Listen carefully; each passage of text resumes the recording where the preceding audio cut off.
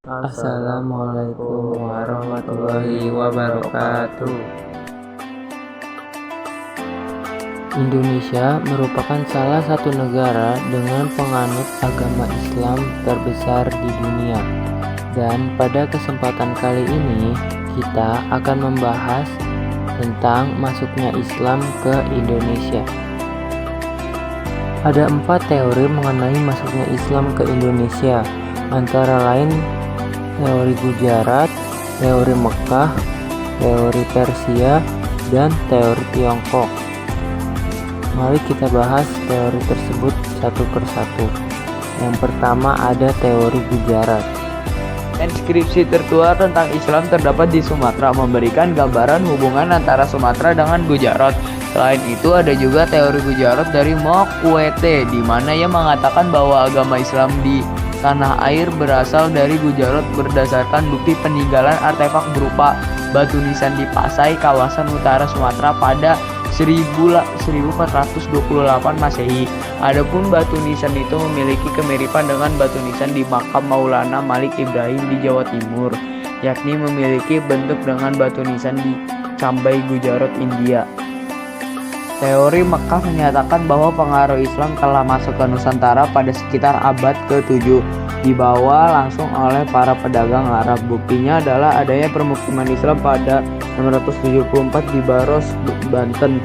Teori ini juga disetujui oleh beberapa ahli Indonesia seperti Buya Hamka dan Muhammad Yunus Ismail, yakni meyakini bahwa Islam masuk ke Nusantara dibawa oleh pedagang Arab. Menurut teori ini, sejarah masuknya Islam ke Indonesia juga terjadi pada abad ke-13. Namun melalui para pedagang Persia atau kini dikenal sebagai Iran, hal ini tak lepas dari munculnya beberapa kesamaan budaya Islam di Indonesia dengan Timur Tengah. Salah satunya contohnya adalah kaligrafi batu di nisan yang ada di Indonesia. Selain itu juga karena ada kesamaan ritual tabok di Bengkulu dan Tabuik di Sumatera Barat yang hampir persis dengan bangsa Persia. Sejarah masuknya Islam ke Indonesia disebut berasal dari Cina pada masa dinasti Tang sekitar 618 sampai 905 Masehi. Panglima Muslim Cina bernama Sa'ad bin Waqqas yang aslinya berasal dari Madinah dipercaya sebagai pembawa ajaran Islam ke Nusantara. Sumber lain menyatakan Islam masuk ke Indonesia melalui penduduk Cina yang imigrasi ke Asia Tenggara, salah satunya Indonesia. Mereka kemudian bermukim di Sumatera Selatan pada 879 Masehi. Ada juga yang meyakini bahwa bangsa Cina membawa ajaran Islam ke Indonesia melalui dakwah hingga lahirnya Kerajaan Demak, kerajaan Islam pertama di Jawa. Ada beberapa cara yang dilakukan para dai dan ulama untuk menyebarkan agama Islam di Nusantara, antara lain melalui perdagangan, perkawinan, pendidikan, dan kesenian. Perdagangan. Proses penyebaran Islam melalui jalur perdagangan dilakukan oleh para pedagang muslim dari abad ke-7 sampai abad ke-16 Masehi. Para pedagang saat itu menghubungkan Asia Tenggara, Asia Timur, dan juga Asia Tenggara. Para pedagang muslim menggunakan kesempatan itu untuk berdakwah menyebarkan agama Islam. Mereka memiliki akhlak mulia, santun, dapat dipercaya, dan jujur. Hal inilah yang menjadi daya tarik sehingga banyak penduduk Nusantara secara sukarela masuk Islam. Banyak pedagang muslim yang singgah dan bertempat tinggal di Indonesia. Sebagian yang tinggal sementara, ada pula yang menetap di Indonesia. Lambat laun tempat tinggal mereka berkembang menjadi pemukiman muslim. Sebagian pedagang Islam tersebut ada yang menikah dengan wanita pribumi, terutama putri bangsawan atau putri raja. Dari pernikahan itu, mereka mendapat keturunan. Disebabkan pernikahan itulah banyak keluarga bangsawan atau raja masuk Islam, sehingga para pedagang tersebut menetap dan membentuk perkampungan muslim yang disebut pekojan. Perkampungan pekojan banyak dijumpai di beberapa kota di Indonesia hingga saat ini. Selanjutnya melalui jalur pendidikan. Para mubalik mendirikan lembaga pendidikan Islam di beberapa wilayah Nusantara. Lembaga pendidikan Islam ini berdiri sejak pertama kali Islam masuk di Indonesia. Nama lembaga-lembaga pendidikan Islam itu berbeda di tiap daerah. Di Aceh misalnya, lembaga-lembaga pendidikan Islam di sana dikenal dengan nama Mausanah, Dayah, dan Rangkang. Di Sumatera Barat dikenal adanya surau. Di Kalimantan dikenal dengan namanya Langgar. Sementara di Jawa dikenal dengan pondok pesantren. Di sanalah berlangsung pembinaan pendidikan dan kaderisasi bagi calon kiai dan ulama. Mereka tinggal di pondok atau asrama dalam jangka waktu tertentu menurut tingkatan kelasnya. Setelah menamatkan pendidikan pesantren, mereka kembali ke kampung masing-masing untuk menyebarkan Islam. Melalui cara inilah Islam terus berkembang menyebar ke daerah-daerah yang terpencil.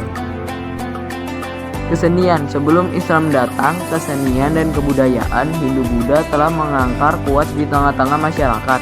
Kesenian tersebut tidak dihilangkan, tetapi justru digunakan untuk sarana dakwah. Cabang-cabang seni yang dikembangkan para penyebar Islam diantaranya seni bangunan, seni pahat, dan seni ukir, seni tari, seni musik, dan seni sastra. Seni bangunan misalnya masjid, mimbar, dan ukir-ukirannya masih menunjukkan motif-motif seperti yang terdapat pada candi-candi Hindu atau Buddha. Motif tersebut dapat dilihat pada Masjid Agung Demak, Masjid Agung Kapusehan di Cirebon, dan Masjid Agung Banten, dan Masjid Baitul Rahman di Aceh. Demikian upah untuk mengejar tujuan penonton atau pengunjung gratis menyaksikan pertunjukan tersebut. Penonton hanya diminta agar mengikuti mengucapkan 2 kalimat syahadat. Hal ini berarti para penonton telah masuk Islam. Sebagian besar cerita wayang kulit dikutip dari cerita Mahabharata dan Ramayana, namun sedikit demi sedikit dimasukkan ke nilai-nilai ajaran Islam. Agama Islam berkembang di Indonesia disebarkan oleh berbagai golongan, yakni para pedagang, mubalik, sufi, dan para wali. Para wali menyebarkan Islam di Nusantara, khususnya di tanah Jawa. Di antara sekian banyak wali, yang terkenal adalah Wali Songo atau 9 wali. Berikut ini adalah uraian setiap Wali Songo. Yang pertama ada Sunan Maulana Malik Ibrahim atau Syekh Maghribi yang diduga berasal dari Persia dan berkedudukan di Gresik. Yang kedua ada Sunan Ampel atau Raden Rahmat, berkedudukan di Ampel, Surabaya. Dan yang ketiga ada Sunan Bonang atau Raden Maulana Makdum Ibrahim, putra dari Raden Rahmat atau Sunan Ampel. Ia tinggal di Bonang, dekat Tuban. Yang keempat Sunan Giri atau Prabu Satmata atau Sultan Abdul Fakih yang semula bernama Raden Paku, berkedudukan di Bukit Giri dekat Gresik. Selanjutnya Sunan Derajat atau Syarifuddin, juga putra dari Sunan Ampel dan berkedudukan di Derajat dekat Sedayu, Surabaya. Sunan Gunung Jati atau Syarif Hidayatullah atau Syekh Nurullah berasal dari Pasai, sebelah utara Aceh, yang berkedudukan di Gunung Jati, Cirebon. Selanjutnya ada Sunan Kudus atau Jafar Sodik, putra dari Raden Usman Haji yang bergelar Sunan Ngandung di Jipan, Panolan, berkedudukan di Kudus. Sunan Kalijaga, nama aslinya Raden Mas Syahid. Beliau adalah putra Tumenggung Wali Wilatikta, Bupati Tuban yang berkedudukan di Kadilangu dekat Demak. Selanjutnya ada Sunan Muria atau Raden Umar Said, adalah putra dari Sunan Kalijaga, berkedudukan di Gunung Muria, Kudus. Kerajaan-kerajaan Islam di Nusantara. Yang pertama ada Kerajaan Samudra Pasai, Kerajaan Aceh, Kerajaan Demak, Kerajaan Pajang, Kerajaan Mataram Islam, Kerajaan Banjar, Kerajaan Gorontalo, Kerajaan Ternate, dan Kerajaan Tidore. Kerajaan Samudra Pasai adalah kerajaan Islam pertama di Indonesia yang terletak di pesisir pulau pantai utara Sumatera, kurang lebih sekitar Lota, Lahus, Seumawe, dan Kabupaten Aceh Utara, Provinsi Aceh, Indonesia. Kerajaan ini didirikan oleh Meurah Silu yang bergelar Sultan Malik As-Saleh. Kerajaan ini lahir pada perkiraan mulai awal pertengahan abad ke-13 Masehi. Pada masa pemerintahannya ia didatangi seorang musafir dari Venetia, Italia pada 1292 yang bernama Marco Polo. Melalui catatan Marco Polo, inilah diketahui bahwa Raja Samudra Pasai bergelar Sultan. Wilayah kerajaan menjadi daerah di Nusantara yang pertama kali dikunjungi oleh para pedagang dan pelayar. Hal ini dikarenakan letak yang strategis.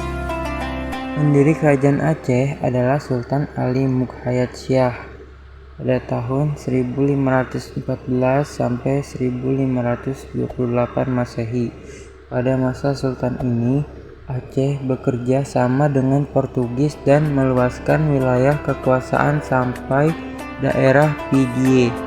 Berikutnya adalah Sultan Alauddin Riayat Syah. Sultan ini bergelar Al-Qahar. Berbeda dengan sultan sebelumnya, Sultan Alauddin Riayat Syah justru berusaha melawan Portugis. Kerajaan Aceh mencapai puncak kejayaan pada masa pemerintahan Iskandar Muda. Pada masa Sultan Iskandar Muda, disusun suatu undang-undang tentang tata pemerintahan yang disebut Adat Mahkota Alam. Sultan Iskandar Muda wafat pada tahun 1636 Masehi. Semenjak Sultan Iskandar Muda wafat, Aceh terus-menerus mengalami kemunduran. Selanjutnya ada Kerajaan Demak. Kerajaan Demak terletak di Kabupaten Demak, Jawa Tengah. Kerajaan ini merupakan kerajaan Islam pertama dan terbesar di pesisir utara Jawa. Kerajaan Demak didirikan oleh Raden Patah pada tahun 1478 Masehi. Pada tahun 1518 Masehi, Raden Patah digantikan oleh putranya yang bernama Patih Unus. Sebelum menduduki tahta, Patih Unus pernah memimpin armada laut Demak dalam menyerang Portugis di Malaka namun gagal. Setelah kembali dari gelar Pangeran Seberang, Lord, kekuasaan Kerajaan Demak berakhir pada tahun 1508 Masehi. Joko Tingkir memindahkan pusat Kerajaan Demak dari Demak ke Pajang. Kerajaan Pajang terletak di daerah Kartasura. Raja pertamanya adalah Jaka Tingkir. Jaka Tingkir bergelar Sultan Harijaya. Kerajaan ini berakhir pada 1586 Masehi setelah Sutawijaya memindahkan pusat pemerintahan ke Mataram.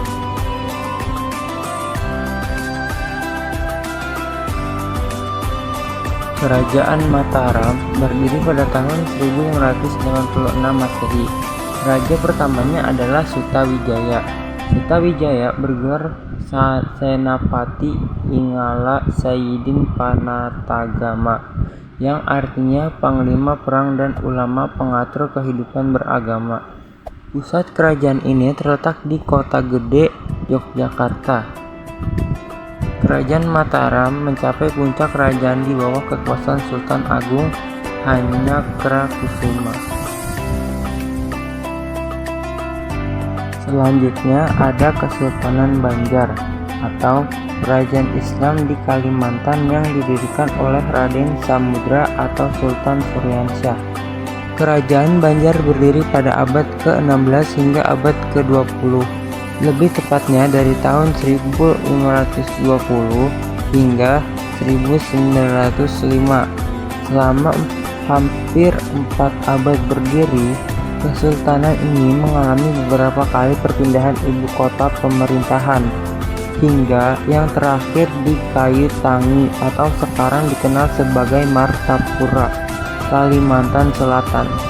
Puncak kejayaan Kerajaan Banjar berlangsung pada masa pemerintahan Sultan Musta'in Billah, yaitu tahun 1595 sampai 1638 Masehi.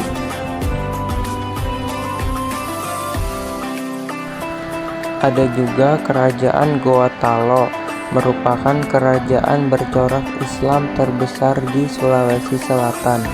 Kerajaan Goa Talo berdiri sekitar abad ke-16. Kerajaan Goa Talo dikenal juga dengan Kerajaan Makassar. Kerajaan Goa Talo adalah kerajaan gabungan dari Kerajaan Goa serta serta kerajaan Talo yang dimiliki oleh dua bersaudara. Pada pemerintahan Raja Daeng Matantre Karaeng Tumapairisi Kalona, kedua kerajaan ini dipersatukan.